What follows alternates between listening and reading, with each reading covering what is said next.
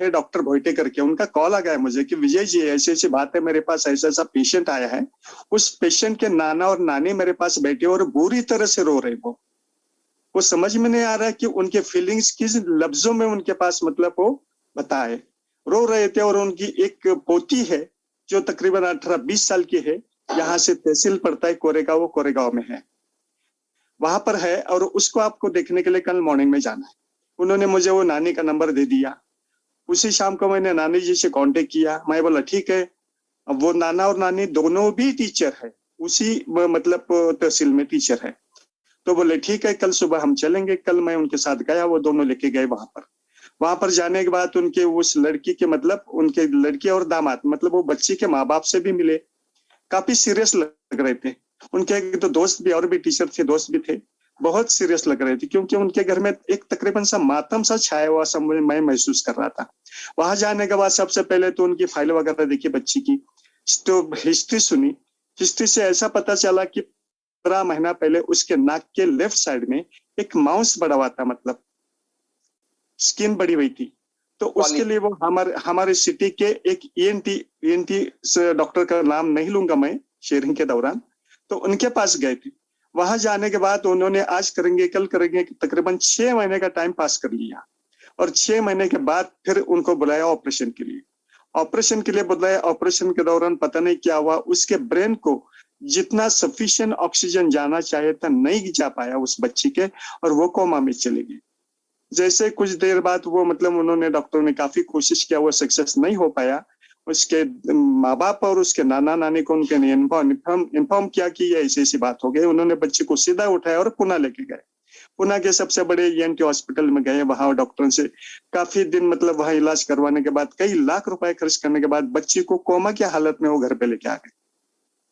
आने के बाद कईयों ने पसाया, पुणे के डॉक्टर ने भी बताया कि आपका जो आपके सिटी के डॉक्टर है उनकी सबसे बड़ी गलती है कि वो सफिशिएंट ऑक्सीजन लेवल नहीं पहुंचा पाया उनके ब्रेन को, इसलिए वो कोमा में चले गए।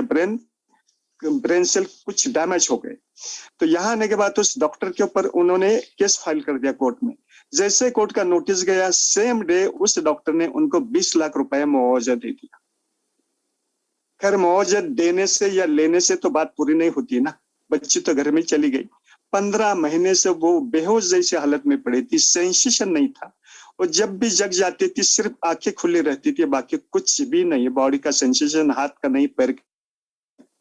और वो नाक के द्वारा मतलब वो पाइप लगी हुई थी जिसके द्वारा उसको मतलब वो लिक्विड मतलब चीज दे रखी थी, देते थे वो लोग। जैसे मैं वहां पहुंचा, ये पूरी कहानी मुझे पता लगी। चलो मैं बोला चलो बच्ची को देखना है। मैंने तो अंदर के रूम में गया, बच्ची को देखा मैंने। बच्ची लेटी हुई थी वर्टिकली, और उसके नाक में वो पाइप थी, और वो बिल्कुल डेड से मतलब एक कोमा में थी, तो मूवमेंट तो होगा ही नहीं।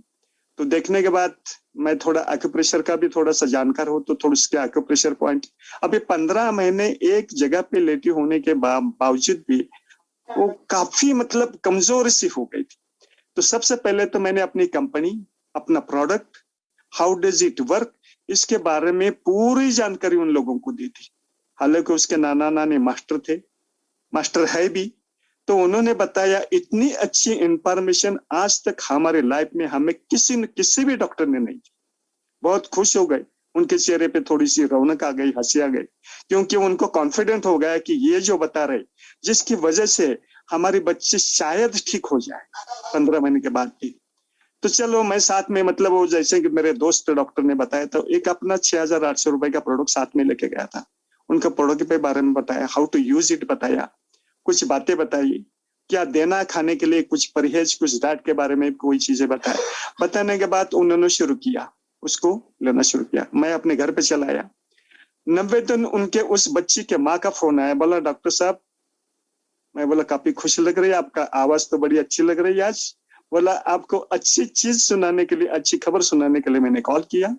और उन्होंने अपनी ही बच्ची का वीडियो निकाल के मुझे डाल दिया व्हाट्सएप पर। वीडियो इस तरीके से था, बच्ची पहले जैसी जैसी जिस दिन मैं गया था 9 दिन पहले उसी तरीके से लेटी थी। उसकी माँ उसके मतलब पैर के पास में बैठी थी।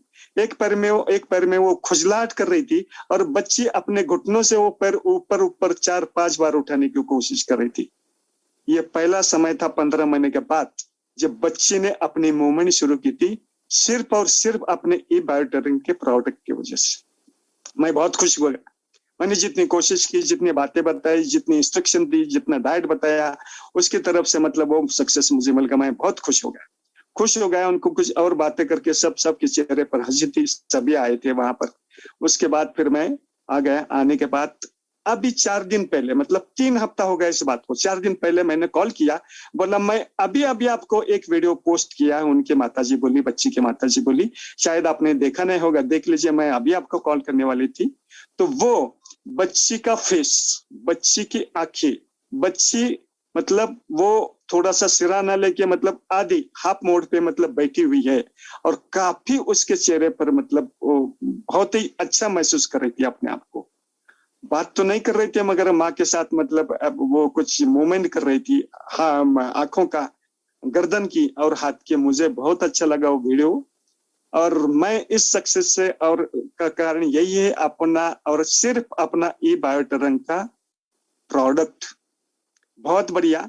हालांकि दूसरे दिन मैंने क्या किया, ये दोनों वीडियो है जो मैंने मेरे स्टेटस पे शेयर की है, आधा घंटे इनके अंदर उनके नाना जी का कॉल आया मुझको, बोला डॉक्टर साहब ऐसा मत कीजिएगा, ये जब तक ठीक ना हो तब तक आप किसी भी आपके स्टेटस पर उनको अपलोड मत कीजिएगा। क्योंकि ऐसा है, जब तक गॉसिप, समाज में क्या होता है, रहने वाले लोग, हमारे जो रिश्तेदार है, दोस्त लोग हैं, वो गॉसिप करते रहते हैं। तो मैं खुद बताऊंगी, जब वो पूरी ठीक हो जाएगी, आप पूरा मतलब वीडियो और पूरी इंफॉर्मेशन लोड कीजिएगा।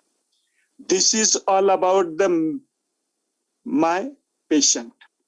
Thank you, sorry to come you again. Doctor साहब ने अभी जो ब्रेन रिलेटेड डिसीज के पेशेंट के बारे में जो शेयरिंग किया ना, उससे मेरे अपने पेशेंट की बात याद आ गई।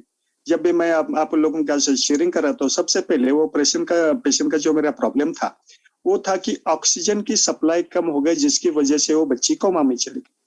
जैसे मैंने आपको थोड़ी देर पहले बताया, वहां जाके प्रोडक्ट कैसे यूज करना इंस्ट्रक्शन दे दिया, तो उसके ब्रेन सेल को मतलब सफिशिएंट ऑक्सीजन नहीं मिली थी, जिसकी वजह से उनके माताजी को मैंने सजेस्ट किया कि ये अपना ये ब्रेसलेट है, ये ब्रेसलेट 3 या 4 घंटे के अंदर 15 मिनट 20 मिनट डेली, सुबह दोपहर शाम 3 टाइम लगाना है। अच्छा, क्योंकि उनके ब्रेन सेल ही डीएक्टिवेट हो चुकी थी। अपने ब्रेसलेट की वजह से ब्रेन सेल एक्टिवेट हो गई, और all activities of the body are totally controlled by the brain itself, ये तो सभी को पता ही है। तो इस तरीके से वो ब्रेन सेल सिर्फ अपने ब्रेसलेट की वजह से एक्टिवेट करते करते करते करते लड़के का मतलब ये यहाँ तक मतलब इम्प्रूवमेंट हो चुका है। यही बात बताना चाहता था, जो कि सबसे खास बात थी स्टोरी के अंदर की। जी जी जी, thank you sir, thank you very much, thank you very much.